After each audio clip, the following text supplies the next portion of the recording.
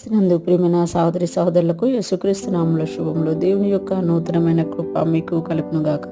ఈరోజు దేవుడు మనకిచ్చిన మాట ద్వితీయోపదేశ కాండము 14వ అధ్యాయము 23వ వచనం. నీ దినములన్నిటిలో నీ దేవుడైన యెహోవాకు నీవు భయపడ నేర్చుకున్నట్లు నీ దేవుడైన యెహోవా తన నామమునకు నివాస స్థలముగా ఏర్పరచుకున్న స్థలమున ఆయన సన్నిధిని నీ పంటలో కానీ, నీ ద్రాక్షారసంలో కానీ, నీ నూనెలో కానీ 10వ వంతును నీ పశువుల్లో కానీ, గొర్రె మేకల్లో కానీ తొలుచూలు వాటిని తినవలను. ఈ మాటలు మనము ద్వితీయోపదేశ కాండంలో చూస్తున్నాం. ఇక్కడ మోషే గారు ఇశ్రాయేలుకి ఆజ్ఞాపిస్తున్నారు కదా, నీ దినములన్నిటిలో నీ దేవుడైన యెహోవాకు నీవు భయపడ నేర్చుకున్నట్లు. అంటే మన దినములన్నిటిలో కూడా మనం ప్రతిరోజు కూడా దేవునికి భయపడడం నేర్చుకోవాలంట. ఎందుకు అనంటే మనము మన దేవుడైన యెహోవాకి ఎప్పుడైతే భయపడుతూ ఆయన సన్నిధిలో నేర్చుకోవడానికి ఇష్టపడతామో ఆయనకు మనం విధేయులముగా ఉండగలుగుతాము. దినదినము మనం సరి చేసుకున్నప్పుడు దినదినము ఆయన కొరకు మనం ఎదురు చూసే వారంగా ఉంటాము. ఇక్కడ చెప్తున్నారు కదా, నీ దేవుడైన యెహోవా తన నామమునకు నివాస స్థలముగా ఏర్పరచుకున్న స్థలమున.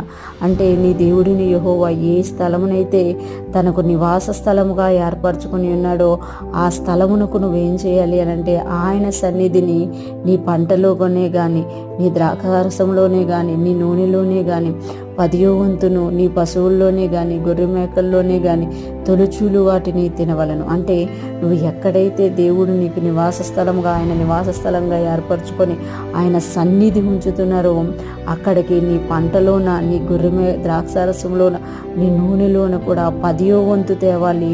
అంతేకాకుండా నీ పశువుల్లోన, గొర్రె మేకల్లోన తొలుచూలు వాటిని అక్కడికి తెచ్చి దేవునికి అర్పణం చేసి అక్కడ దేవుని సన్నిధిలో మీరు వాటిని తినాలి. అది దేవునికి నువ్వు నువ్వు భయపడాల్సినది అని ఇక్కడ తెలియజేస్తున్నామంట.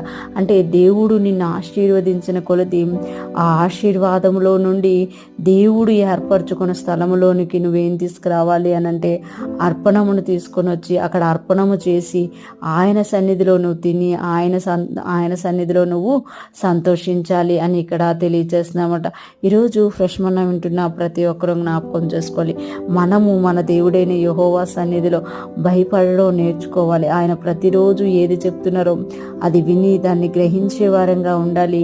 అలాగే ఆయన ఏర్పరచుకున్న స్థలములోనికి మనము మన దశమ భాగములను, మన ప్రతి జీవన వ్యాపారంలో వచ్చిన దాంట్లో ప్రతి దాంట్లో కూడా భాగమును ఆయనకి తీసి ఆయన సన్నిధిలో అర్పణము చేసి ఆయన సన్నిధిలో కూర్చొని తిని సంతోషించాలి. అది ఆ దేవుడు చూసి ఆనందిస్తారన్నమాట. అలాగ మనం చేసినప్పుడు దేవునికి సంతోషం కలగజేసే వారంగా మనము ఉంటాము. ఈరోజు ఫ్రెష్ మన్నా వింటున్న ప్రతి ఒక్కరూ కూడా మన దేవుని భయభక్తులు కలిగి ఉండటం నేర్చుకోవాలి.